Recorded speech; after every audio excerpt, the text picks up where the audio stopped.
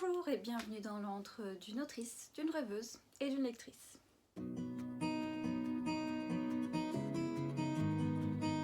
Je viens de passer une petite demi-heure dans mon jardin à rempoter mes légumes pour l'été, pour la saison estivale. J'adore ce petit moment où mes mains sont dans la terre, où il y a cette odeur naturelle, tout ça.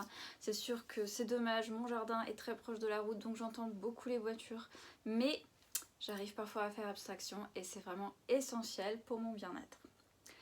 Mais nous ne sommes pas ici pour parler jardinage, donc passons immédiatement au bilan du mois d'avril pour ensuite passer à la tant attendue palle du mois de mai. Ce mois-ci, j'ai un peu remonté la pente de lecture puisque j'ai réussi à lire 11 livres. Certes, l'un d'eux était un graphique et un autre un livre très jeunesse, tout fin jeunesse. Donc c'était simple à passer le cap. N'empêche que sans ces deux-là, j'aurais quand même lu 9 livres et je suis très fière de moi. Je disais un graphique, 10 en papier et un numérique. De toutes ces lectures, 2 étaient en anglais et aucune relique parce qu'en fait je n'ai pas vraiment beaucoup de reliques. Et 8 autrices au total, ce qui est un très bon chiffre. J'ai également ajouté 10 livres à ma palle, ce qui fait que j'ai une palle de 53 livres à la fin du mois d'avril. Donc j'ai lu The Green Witch de Erin Murphy Hiscock, j'ai fini la saga de la vieille fille le viking de Jennifer Joffre, mais c'était en bêta lecture donc il n'y a toujours pas de couverture. Ensuite, j'ai lu La colère et l'envie d'Alice Renard, Les mémoires de la forêt, le dernier de la saga, donc la saison des adieux s'appelle celui-ci, de Michael Brun-Arnaud, illustré par Sanoé.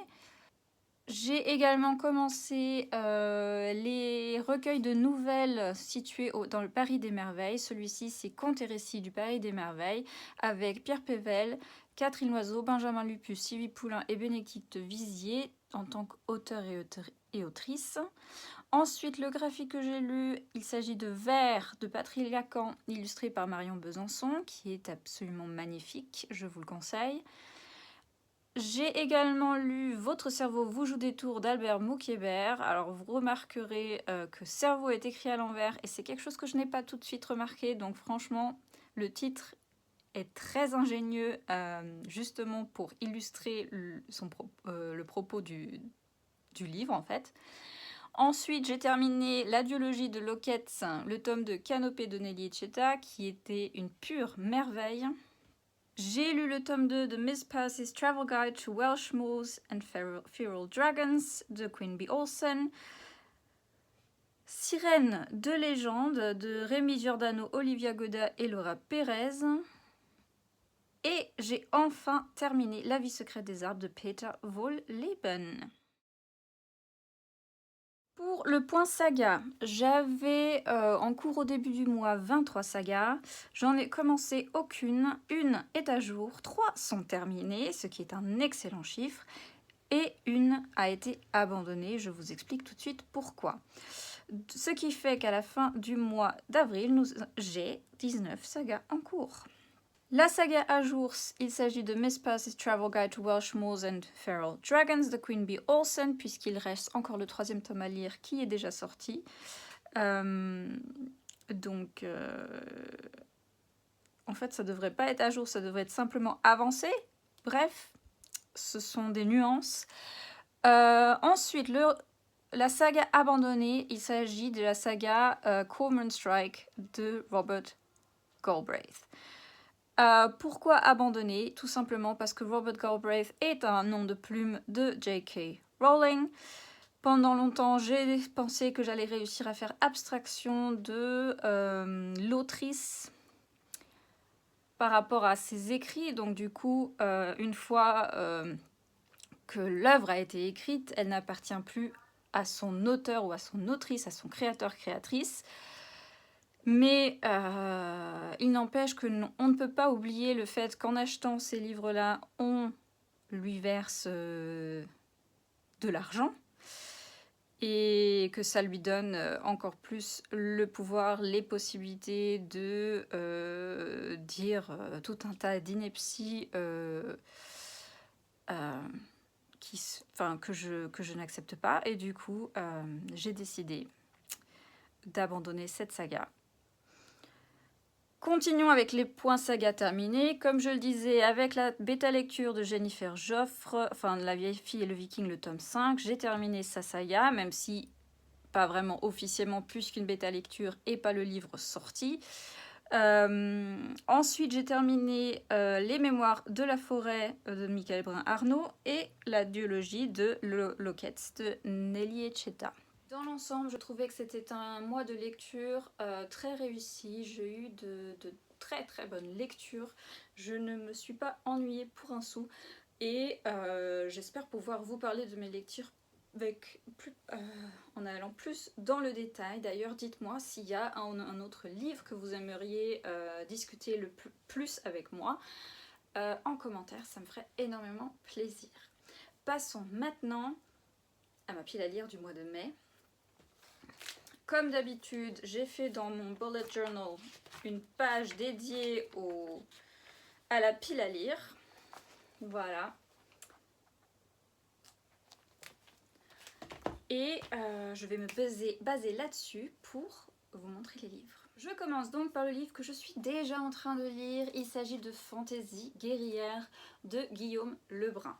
J'avais un gros doute là-dessus parce que je l'ai acheté vraiment sur un coup de tête, parce que c'était dit que c'était une ébouriffante drôlerie, un roman d'une grande subtilité, plein de satire et de folie. Et en effet, alors j'en suis à 82 pages, ça fait à peu près un tiers du livre, et dès les 3 premières pages, j'ai pouffé de rire. Et c'était à ma pause déjeuner au travail. Il y en a qui m'ont regardé bizarrement, je vous le dis. Ce n'est pas souvent que je pouffe de rire. Je ris certes intérieurement parce que... Pardon. Parce que ça peut être drôle. Mais là, il y a une verve.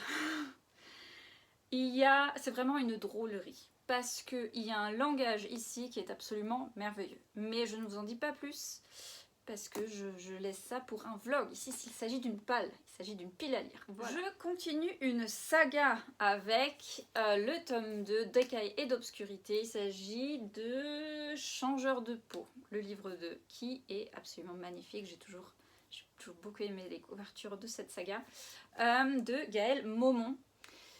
Voilà, j'avais énormément apprécié le premier tome. C'était d'ailleurs un coup de cœur de l'année 2023, il me semble, je ne sais plus, mais je pense que c'était 2023. Grâce à son personnage féminin très fort, mais aussi à ses personnages masculins féministes. Donc j'ai très hâte de poursuivre la lecture. Je veux également lire Une soupe à la grenade de Marsha Meran, qui me donne énormément envie à cause de cette couverture qui pour moi colle absolument au printemps, mais qui doit avoir aussi beaucoup de sujets de nostalgie liés à la nourriture familiale ou traditionnelle du pays d'origine, parce qu'il s'agit ici de 3 sœurs qui quittent, il me semble, l'Iran pendant la Révolution et qui vont en Irlande. Et du coup, il y a ce déracinement, ce mélange des cultures, et j'attends énormément de choses de ce livre. J'espère que mes attentes seront comblées. Je poursuis mes aventures dans le disque monde avec Moving Pictures de Terry Pratchett. Il s'agit, je crois, du premier tome de la collection Révolution industrielle de la saga du Disque Monde. J'ai très hâte de m'y plonger puisque je ne connaissais pas encore cette partie-là du Disque Monde, on va dire. Puisque j'étais chez les sorcières, les magiciens et également chez les gardes de nuit. La mort aussi j'ai suivi et tout ça, et les dieux, mais toujours pas Révolution industrielle. Et du coup je vais commencer par celui-ci et j'ai très hâte de m'y mettre. Avant de passer à ma palle numérique, je vous parle donc du livre de non-fiction que j'ai prévu pour ma palle de mai. Il s'agit de Résister de Salomé Saquet. Ça fait un moment que je veux le lire. D'ailleurs, je suis Salomé Saké dans les réseaux sociaux. Oui, enfin dans les réseaux, voilà. Je trouve qu'elle a une voix et une opinion très pertinente et je l'admire beaucoup et je suis curieuse de savoir ce qu'elle nous raconte dans ce petit livre-là. Ensuite, dans ma pile à lire numérique, j'ai mis 2 livres. Le premier, il s'agit de Véridienne, je crois que le tome 1 de la série ou saga du demi-loup, je ne sais pas, en tout cas de Chloé Chevalier. Ce livre a été conseillé par Lucie Alu sur sa chaîne, puisqu'elle en parle énormément de bien et j'admire beaucoup son travail sur Booktube et également ses avis très pointilleux et pertinent et du coup je me suis dit je vais me lancer dans l'aventure, surtout que Véridienne était sur mon Kindle et j'en ai profité. Voilà. Deuxième livre numérique, il s'agit du tome 1 de l'Académie des Dragons de Jupiter Phaéton. Comme je le disais, je veux découvrir cette autrice auto-éditée à succès. Je veux essayer de comprendre sa recette. Peut-être que j'arrive à trouver un ingrédient qui m'aidera moi à publier en auto-édition avec un tout petit peu plus de succès. Je ne m'attends pas à son succès, elle, hein. Un tout petit peu plus, tout petit peu. Il n'est évidemment pas exclu que j'ajoute d'autres livres à cette pile à lire au fur et à mesure de mes lectures.